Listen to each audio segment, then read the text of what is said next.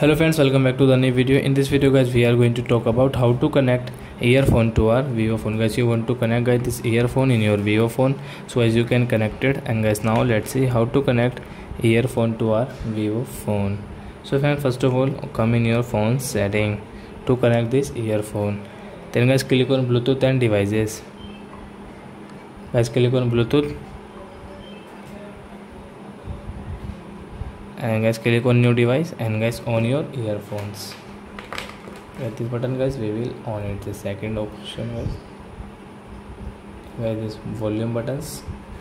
So you can see guys, these lights. So guys, on it and guys, click on guys your earphone name. Then guys, you can connect your earphone in your Vivo phone.